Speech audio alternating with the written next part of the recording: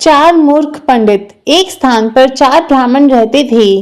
चारों विद्याभ्यास के लिए कान्यक उपज गए।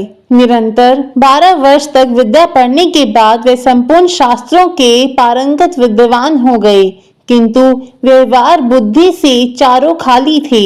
विद्याभ्यास के बाद चारों स्वदेश के लिए लौट पड़े। कुछ देर चलने के बाद रास्ता दो और फटता था। किस मार्ग से जाना चाहिए इसका कोई भी निश्चय न करने पर वे वहीं बैठ गए।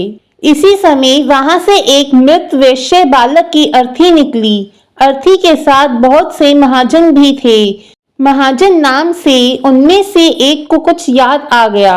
उसने पुस्तक के पन्ने पलट कर देखा तो लिखा था, महाजनों येन गतः स पंथः, अर्थात जिस मार्ग से महाजन जाए वही मार्ग है।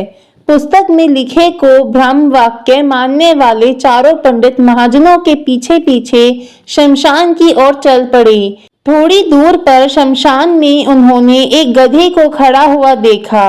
गधे को देखते ही उन्हें शास्त्र की यह बात याद आ गई, राजद्वारे शमशानी च यष्टिष्ठति स बांधवः, अर्थात राजद्वार और शमशान में जो खड़ा हो वह भाई होता है। फिर क्या था, चारों ने उस शमशान में खड़े गधे को भी भाई बना लिया। कोई उसके गले से लिपट गया तो कोई उसके पैर धोने लगा। इतने में एक ऊंट उधर से गुजरा। उसे देखकर सब विचार में पड़ गए कि यह कौन है। 12 वर्ष तक विद्यालय की चार दीवारी में रहते हुए उन्हें पुस्तकों के अतिरिक्त संसार की किसी वस्तु का ज्ञान नहीं था।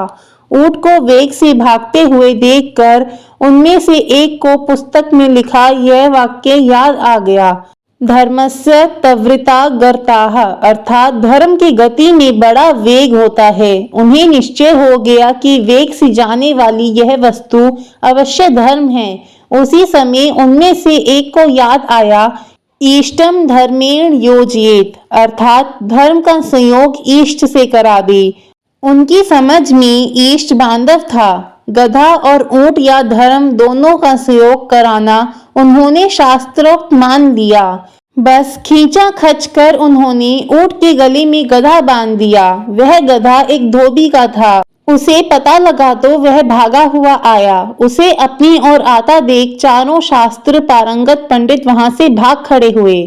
थोड़ी दूर पर एक नदी थी। नदी में पलाश का एक पत्ता तैरता हुआ आ रहा था। इसे देखते ही उनमें से एक को याद आ गया, आगमिष्यति यत् पंत्र तत्समस्तार यष्यति, अर्थात जो पत्ता तैरता हुआ आएगा वही हमारा उद्धार करेगा।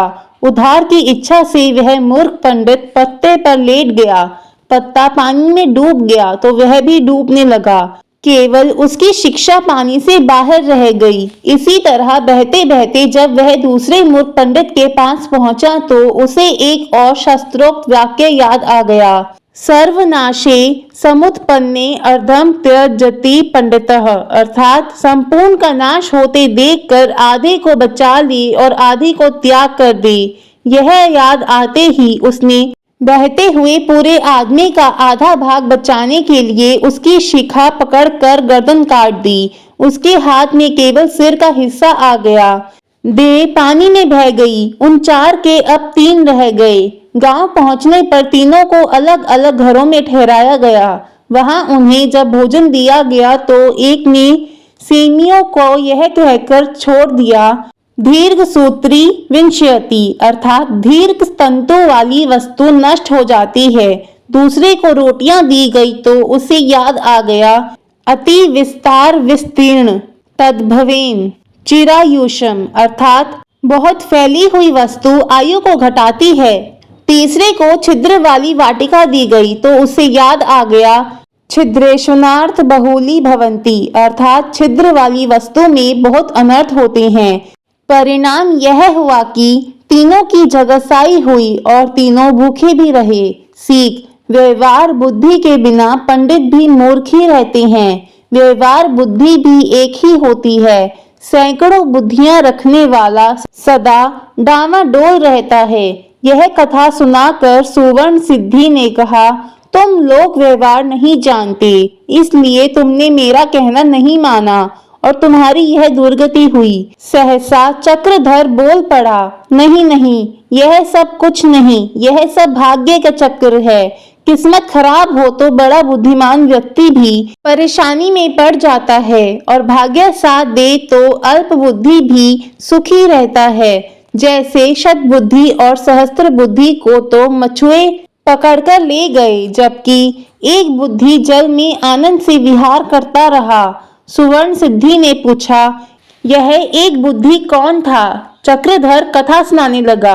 प्लीज लाइक एंड शेयर, और अगर आप चैनल पे नए हैं तो प्लीज सब्सक्राइब जरूर कर दें।